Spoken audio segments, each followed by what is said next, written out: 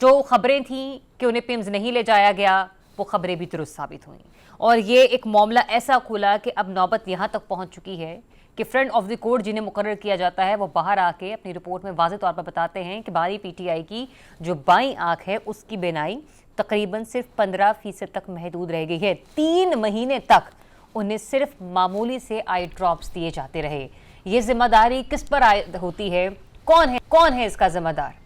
دیکھیں پریکٹیکلی تو وہ جوڈیشل کسٹڈی میں ہے لیکن عملاً وہ ریاست کی کسٹڈی میں ہے، تو میرا خیال ہے کہ ذمہ داری تو قبول کرنی پڑے گی حکمرانوں کو، حکومت کو، اور اگر ان کی مرضی کے بغیر چڑی پر نہیں مارتی اور ہائی کورٹ اور سپریم کورٹ کہیں کہ جی ملاقات کراؤ اور نہیں ملاقات کرائی جاتی، تو اگر اتنا خود مختار وہاں پہ سے نظام ہے تو پھر وہ نظام اس بات کا جواب دہ ہے کہ اگر عمران خان کو اکتوبر تک 6/6 دونوں آئی سائڈ اس کی ٹھیک تھی تو یہ اچانک ایسا کیا ہوا کہ ایک آنکھ کی بینائی جو ہے اب یہاں تک کہا جا رہا ہے کہ وہ چلی گئی تھی اور اب وہ انجیکشن وغیرہ سے 15% واپس آئی ہے، تو یہ تو ایک بڑی خوفناک سی دریاب بات ہے۔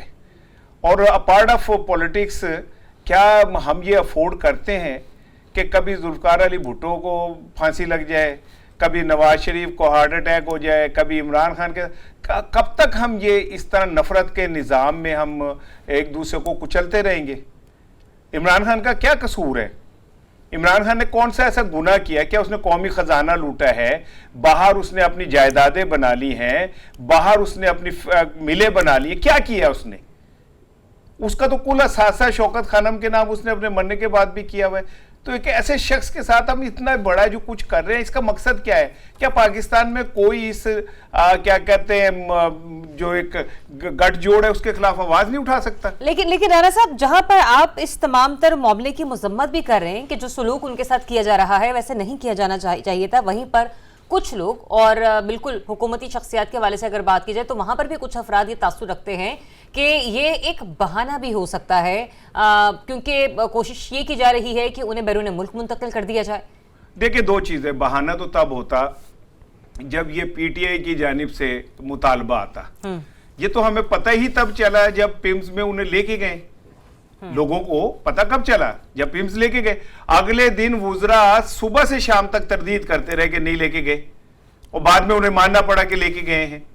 اب عدالت نے ایک فرنٹ آف کورٹ بھیج دیا، اس نے جا کے جو رپورٹ دی، ظاہر ہے وہ غیر جانبدارانہ رپورٹ ہے، اس پہ عدالت جو ایکشن لے رہی ہے وہ عدالت کا کام ہے، تو اس میں کہاں پہ مجھے بتائیں یہ اور دوسری ایک چیز میری آپ سن لیں، اس میں 2 چیزیں ہیں۔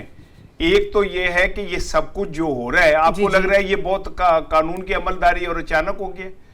عدالتیں تو بہت پہلے بھی کہہ رہی تھی کہ جناب علی ملاقات کرائیں، یوں کریں وہ کریں، کون سنتا تھا؟